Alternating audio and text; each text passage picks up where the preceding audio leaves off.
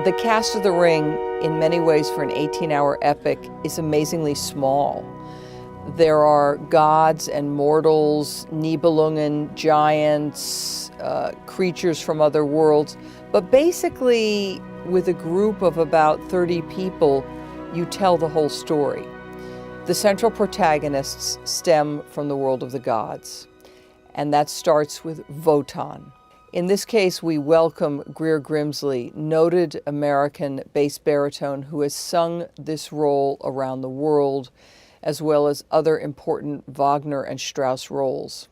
His portrayal of Wotan is powerful and meaningful because he, like this great god, is also a father. In Wagner's drama, Wotan fathers 8 daughters.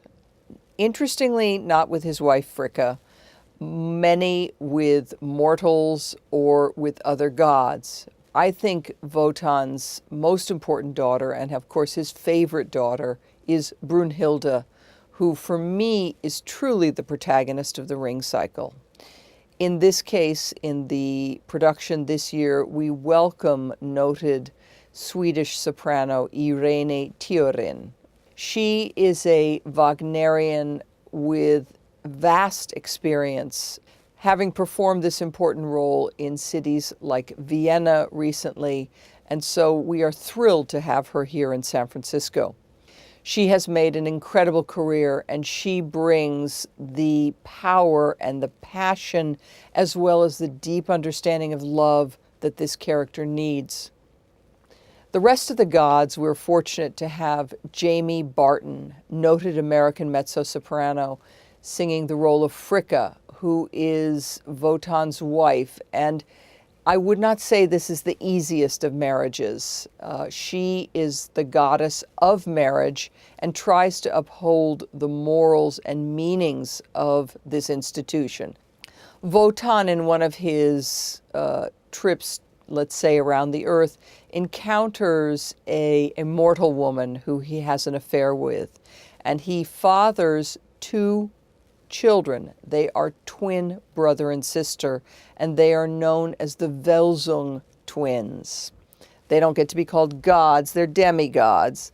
And so the Welsung twins, this time around, we welcome back Brandon Jovanovich as Sigmund, is one of the great Wagnerian tenors of our time, bringing the power of a stentorian voice with an innocence that the character of Sigmund needs to have.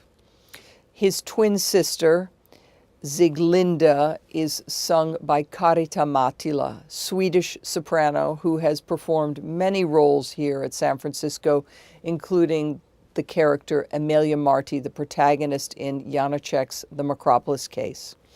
And so Karita and Brandon have this super chemistry where they are twins, but let's say they're twins in spirit more than in blood, because they fall in love with each other, and she leaves her husband, who is an incredible oppressor, Hunding, we'll get to him in a second, and runs off with Sigmund, where together he fathers her son Siegfried. But back one second to Hunding.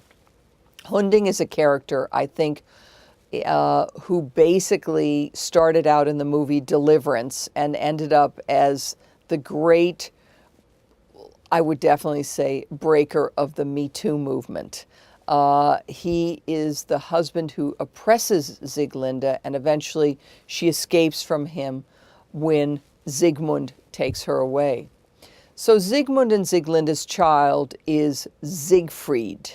In this case, we welcome Daniel Brenna, who is the protagonist of the opera Siegfried, and later stars also in the last episode of The Ring, Götterdämmerung.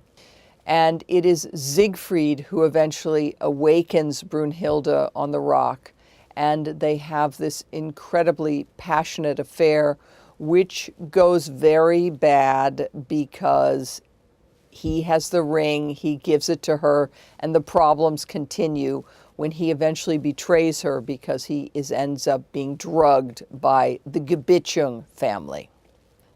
The ring is populated with many other characters, and all of these characters are connected around one central theme, which is procuring the ring. Everyone wants the ring in the ring.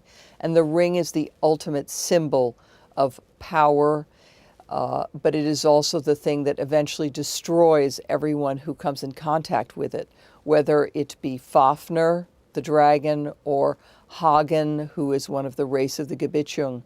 And eventually the ring is restored from Siegfried back to Brunhilde. Siegfried is killed by Hagen. And in this case, we are so fortunate to have back Andrea Silvestrelli, the 6'8" Italian giant who plays a giant, Fasolt, and then later the evil and sinister Hagen. It's only when Brunhilde, Irene, takes back the ring from Siegfried and restores it to the Rhine maidens that the world is righted again and the nature comes back to its proper place. And I find the final moments of the ring cycle, and here portrayed by Irene, are so moving and so powerful because it takes a woman to fix everything.